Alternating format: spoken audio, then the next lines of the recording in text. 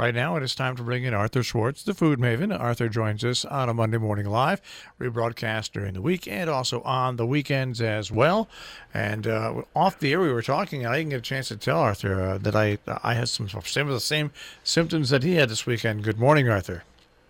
Oh, good morning. What were your symptoms? Well, you said you had joint problems, right? Well, I don't have joint problems. I have a really bad knee. Well, get this now. We didn't talk about this beforehand, right? I had yesterday afternoon. I was watching the football games with my feet up on a recliner, and my big 75-pound dog decided to run across and hit my leg, and my right knee since then has been unbelievably painful. Well, was it painful before that? It was sore. At all? It's been sore. I mean, I have my joints are always sore, but this is now like I'm limping sore. You know. Yeah. Well, I've been that way for a while, and I don't want to tell my sad saga. I'm just going to say the bottom line is, don't let anybody tell you that we don't want to be Canada because you have to wait for medical treatment. Right. Because I'm having that situation in particular with my knee. So, moving on. Yes. There are many reasons. Actually, good segue, Arthur. There are many reasons I need comfort food these days. And for me, it's pasta. I can't go further than that. But I'm trying not to eat pasta every day. Anyway, I open a magazine. I don't get food magazines except Fine Cooking. And their subtitle is for people who love to cook. I don't love this magazine as much as I used to because in the mode of the day, they contort things too much for me. I like a simpler, more direct food. So, but there is a food writer who contributes named Clifford Wright, and I totally admire and trust Clifford, who we've met a few times. But just to say hello, he's not my buddy, but I'm a follower of his. And so when I needed comfort food, I turned to the latest issue of Fine Cooking and Clifford's recipe for Swiss mac and cheese, a very different recipe, not your American-style mac and cheese, which is, generally speaking, a bechamel, a white sauce, with lots and lots of cheese melted into it, and then the macaroni added, often with a crumb crust on top. There are many other kinds of mac and cheese, but anyway, that's sort of the standard American-style mac and cheese. If you go to a soul food restaurant where they specialize in mac and cheese, as many do, that's what you'll pretty much get. It's sometimes baked, sometimes not. Anyway. Moving on, this is something different, and it reminded me of another mac and cheese recipe that my old buddy Suzanne Hamlin discovered somehow, where you just take macaroni and cheese and pour milk over it and bake it in the oven, stirring it a few times. It is a little bit of a nuisance, I think, because you have to keep opening the oven, stirring it, closing the oven, This one seems on paper not so elaborate or time-consuming, but in fact, it's a little bit of a project. Worth it in the end. It's a little bit of a project because it is topped with fried onions. Now, what recipe am I not going to make? A macaroni and cheese topped with fried onions? And wait, there's more. And a simple recipe as a side dish to this of, Clifford calls it applesauce. I would call it sautéed apples, make them a little mushy if you want. I left mine, I'll tell you how I did mine. But it's a great counterpoint to this very rich macaroni and cheese dish. So the macaroni and cheese is supplemented by potato. So this reminded me of a very, very famous Neapolitan comfort food of pasta e patate. And pasta and potatoes is also embellished with cheese. Usually, it's a local smoked cheese called provola, which is it's not provolone, but it's a smoky, good melting cheese. And in the Neapolitan version, you make a little base with some herbs and scallions. In my recipe, scallion. You can find this recipe in my Southern Italian table. Oh, but actually, it's in Naples at table and Southern Italian. Both books have versions of this. But generally, you cook the potatoes ahead with some other seasonings like onion and herbs, and then you add the potato and the macaroni, and in the very end, you add tiny cubes of smoked cheese and let it melt into the mac and cheese. I'm getting hungry talking about this. So this version from Clifford Wright also has pasta e patate, pasta and potatoes. But let's start with the onions. I must say, I have followed Clifford's career for years and have cooked many of his recipes, and I know that they're very well, certainly if it's in Fine Cooking magazine, and it's been very well tested. So this recipe, as written, worked perfectly, although I did change one little thing. So you want to cook your onions. Dice the onions. It should be 3, and he actually says 2 large yellow onions, and I love this, in parentheses, 3 3/4 cups, which is exactly what I had with 3 medium onions, 3 3/4 cups. And I sauteed those in 3 tablespoons of butter, not olive oil. I must say it was nice to have the butter taste, since I'm a person who mainly cooks with olive oil. And you cook them over medium-low heat for 10 minutes until they start, until they get tender. It takes about 10 minutes. And then I increase the heat ever so slightly. Reduce the heat ever so slightly, and then cook them for another 15 minutes, as the recipe says, until they were really golden. And I season them with salt, and you put that aside, because that's going to be the actual last thing you do is put this topping on. For the applesauce, now I don't, Clifford has you doing, or the magazine in any case, has you doing it while you're doing other things, but it seems to me you could do this way ahead, which is what I did, and I used 1.5 pounds of golden. I used, he calls for Granny Smith. I happen to love Golden Delicious for this. I thought Granny Smith might be a little tart. Too bitter, yeah. And as it is, pardon me?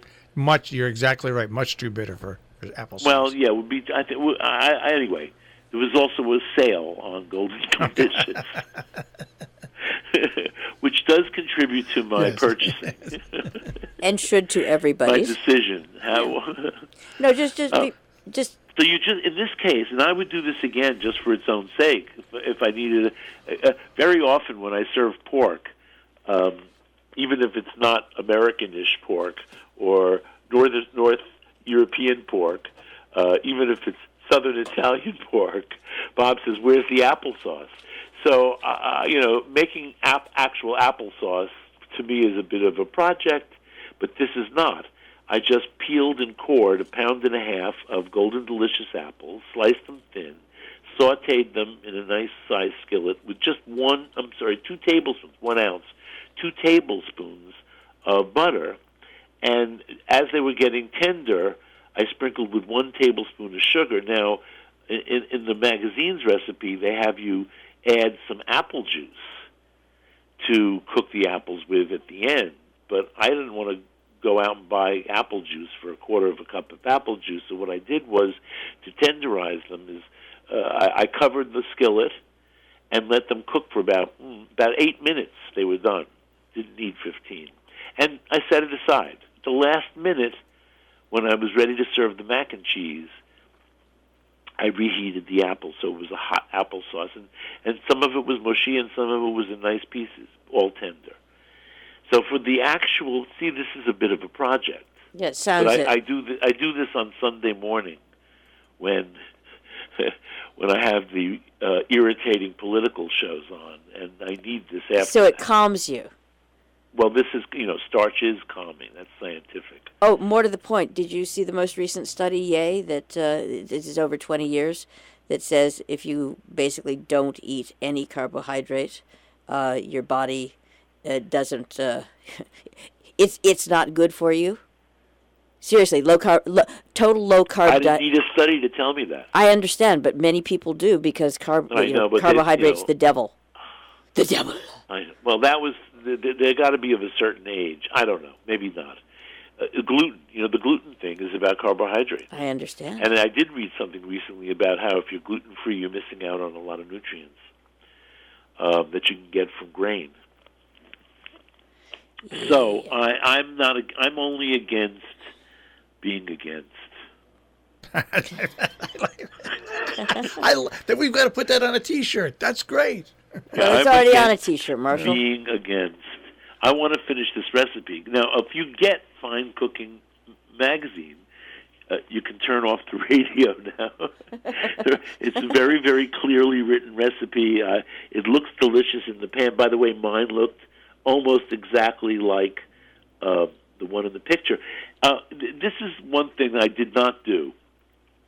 Cooking, the recipe has you cooking the potatoes and the pasta in the same pot. Now, of course, this depends on the cooking time for these two ingredients. Depends on how big you cut the potatoes and what size pasta you're cooking. Now, I used ziti. I have to say that I have an oversupply of ziti because that was on sale not that many months ago, and I bought like 5 boxes. But I do go through ziti fast. Ziti and spaghetti are our biggest movers here. So I used ziti, and for ziti, I didn't want the potatoes to be cut too big. So I did half-inch dice. And the recipe tells you to cook the potatoes for 3 minutes, then add the pasta, and when the pasta's done, the potatoes will be done. I would have done the opposite. I would have put the pasta in the pot because the pasta takes 8 minutes. My pasta takes 8 minutes. Yours could take 7 or 9. You want to drain it as soon as it's cooked, but not too tender, a little bit al dente because it's going to continue to cook in the oven. So I cook mine separately. It's no big deal to bring a quart of water to the boil and put in your diced potatoes, no matter what size they are, but mine were half-inch-ish. And they're done, I would say, 5 minutes from when the water comes back to the boil. That's all. And you could taste one and see. It should just be just tender. And, of course, because it's not going to be exact cubes, some of the little pieces will be done, and some of the big pieces might be ever so slightly on the verge. Then, and drain them, and let them cool on their own. Don't put them in water or anything. And the pasta the same. Just boil your 8 ounces of pasta. Oh, by the way, it's 6 ounces of potato, except that I had 8, because I wasn't going to throw away a tiny piece of a little potato. That was 2 smallish potatoes. And 8 ounces of pasta. And you in a buttered casserole, 9-inch diameter, at least 2 inches deep. And if you don't have one like that, it could be a 10-inch if you really want it to be. And butter it, and put in half of your pasta and potatoes mixed together, and then scatter on cheese. So for the whole recipe, you need 6 ounces of Gruyere. I see Gruyere everywhere now. Really good Gruyere at a reasonable price, which is about $17 a pound. Cheese has gotten expensive. If you don't want to spring for that, you could use a nice, Finlandia probably will do the deal here. So 6 ounces of cheese, you shred it, put half of it over half the macaroni and potato, put the rest of the macaroni and potato on, put the rest of the cheese on, and then pour over the whole thing 3/4 of a cup of heavy cream. This goes in a 425 oven for 20 minutes. It'll be nice and bubbly and beautiful. The top pieces are, yes, going to get a tiny bit crunchy and chewy, but the bottom pieces are going to soak up cream and be really tender. And I love the contrast, and the cheese is melty and stringy. If it's good Gruyere, it's not going to be as stringy as some other cheeses. But you can put on, by the way, I would say you could use any kind of cheese you want. I would say this is going to be delicious with cheddar, even, if you want it more American. And when it comes out of the oven, spread over your sautéed onions, which have now been beautifully caramelized, so to speak, and serve it with the applesauce on the side. How long did it take? 20 minutes. That's it? 20 minutes in a 425 oven. Uh-huh. No, how long did the entire project take? Oh, I don't know, Okay. I was ready for lunch. There you go. Good. I didn't just stand and do it all. I made the onions. I like doing that. Then maybe a half hour later, I did the applesauce. I liked doing that. And then sometime just before lunchtime, I boiled up the potato and pasta and put it all together. Well, I tell you, the sauteed... I shredded the cheese in between there. I'm big on prep these days. So I prepped everything, and it was all ready to sort of put together at 12:30, 1 o'clock. It's funny you mentioned the fried onion, the sauteed onions. My father was a pretty big drinker and not a cook, but he always said when we were playing cards at 4 o'clock in the morning in summer, you add sauteed onions to anything and it becomes a masterpiece. He's right. That's right. He was right. Anything. Did he have any jokes about that? Does everybody know your father was a comic? Pretty much at this point they should. Yeah, but no, he never made any jokes about it. But it was one of those food jokes. Well, it's one of those. Well, he was a real skinny guy, but it's one of those things where he would wake my mother up at 5 o'clock in the morning on Sunday morning because we had spent all night playing casino, and he'd have her make eggs and onions. Is that where you learned basically tips for your marriages? Yeah, unfortunately, probably. Quick question. What about those of us, and non-scientific sampling this morning indicates that there's more than me, who love the taste of fried onions, etc., but the fried onions no longer get along with them the way they once did, say, decades ago? Well, just leave them off. This would be delicious even without the fried. But there are actually lots of recipes that have onion or garlic in them, and there are... Yeah. And I feel sorry for you. What can I say? Okay, good. I like the sympathy. Right. Sympathy's excellent. I don't... there's no substitute.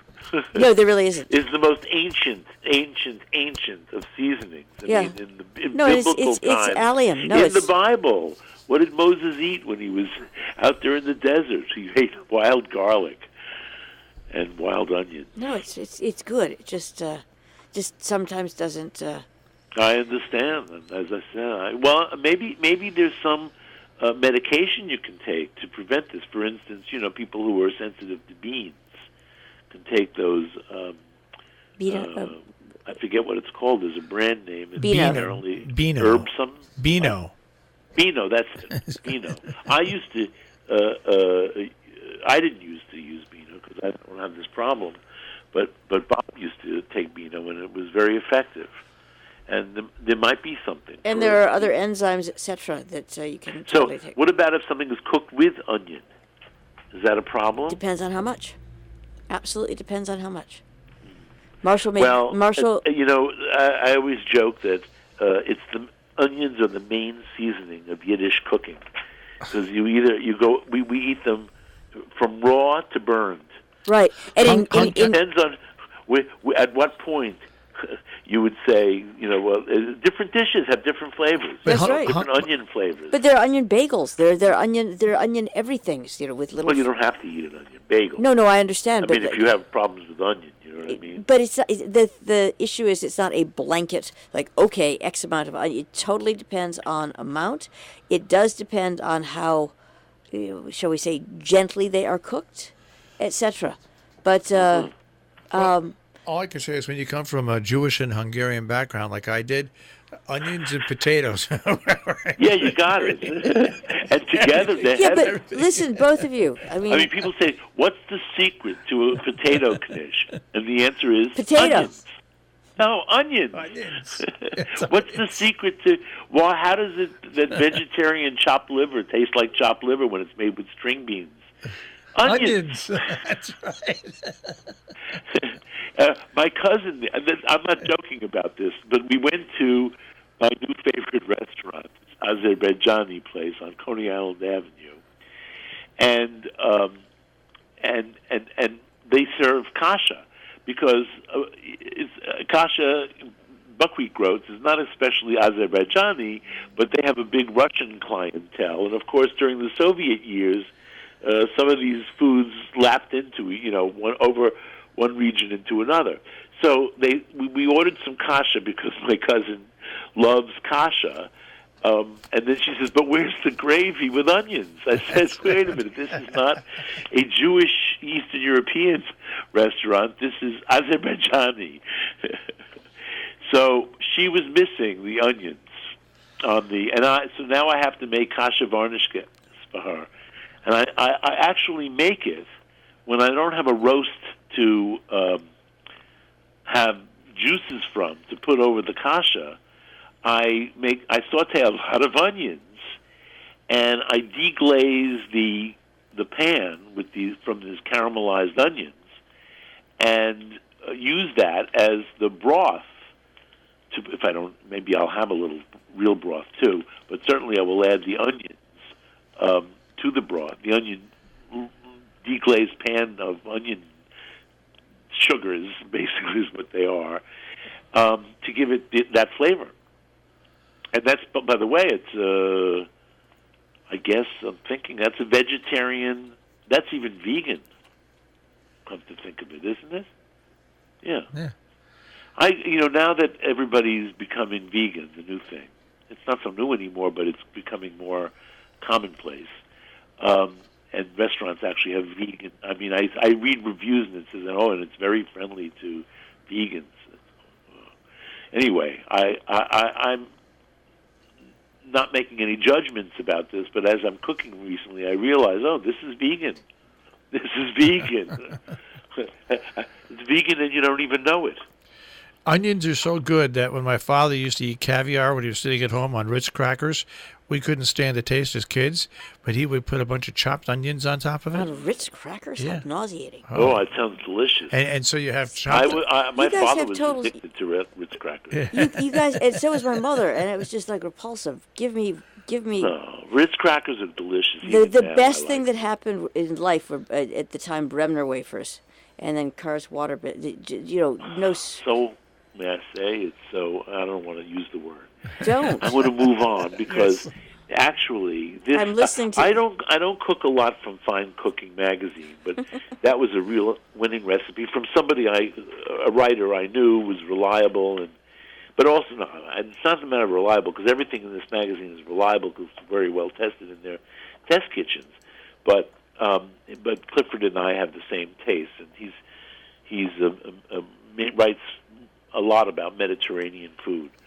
But on another note, Chinese New Year is coming up, and so they have a feature by Ming Tsai. Do you know who he is?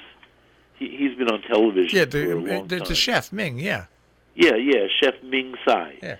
So he has recipes. He wrote about recipes for the New Year, including a recipe for red roast chicken or duck. Now, red roast is like char siu. That's pork cooked in this sauce and glazed because it's sugary, and it's really a sauce that is to be used. It has enormous quantities of everything because it's meant to be used and reused and reused. Of course, every time you use it, you bring it to a boil, and if you're not using it, you have to take it out of the refrigerator and bring it to a boil to make sure that nothing is growing in there. But the initial recipe is an enormous, when I say enormous quantity, we're talking 3.5 cups of red wine, 3 cups of soy sauce, a cup of black soy sauce. I happen to have some here, so I think I'm going to make this. I just need to buy a new supply of soy sauce. And then the sweetening is rock sugar, which I don't have at hand. But he says you can use dark brown sugar. But we have so many Chinese stores nearby. I think I'm going to go out and actually buy, because it calls for 2 3/4 pounds of rock sugar.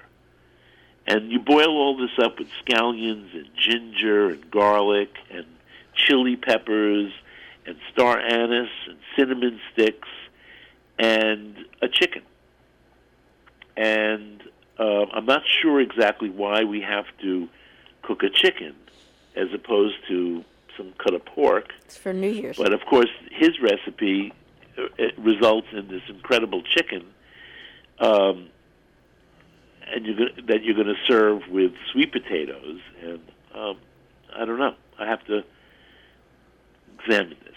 But I'm going to definitely make this red roast braising liquid because, I have the refrigerator space.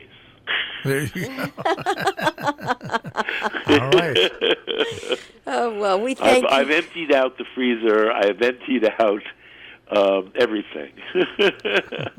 I'm into being down to the nub. And you're ready for the Chinese New Year, which is at least... And I want to get ready for China, which is, I don't know, it must be coming up any day now. No, it's always the new moon in Aquarius right after, because they're on a lunar calendar. So when is that? February, I will tell you in a second. February 5th. It's sooner than you think. February Jill. 4th. It's not even 3 weeks away. Prepare ahead of time. It is 3 weeks away. Yeah. Exactly. I mean, dun, dun, dun, dun, life. dun. I wish life goes faster after 50. The 14th. You have the 21st. You have the 28th. And then you have, because I don't know, obviously they're on a... Well, different time zone. I have a Chinese friend in town from China. And we already talked about doing something for Chinese New Year. She says, of course, it's not nearly as big a deal here, even in our Chinatown, as it is in China. Right. But he has, I must say, the Chinese recipes are usually too much for me. and as I have access to what I think are really good Chinese restaurants, not so much in my neighborhood, but near enough, that I don't really try too much to make Chinese food. I do other things better. Then again, you look at a picture of Ming-sized longevity noodles, and you want to eat them. I may just have to find some place that makes them. All right. Well, that's it. All right, moving on.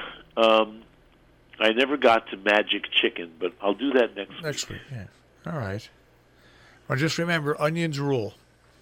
Onions do rule. And as Bert Green, great food writer, long deceased, good friend, he used to say, as his mother used to say, and you got to know your onions. All right. All right, Arthur. We'll speak to you next week. Bye. Arthur Schwartz, the food maven here on Robin Hood Radio. And you can hear Arthur live on Friday. And, of course, always 24 hours a day at robinhoodradio.com. Click on demand. Click on Arthur Schwartz, the food maven.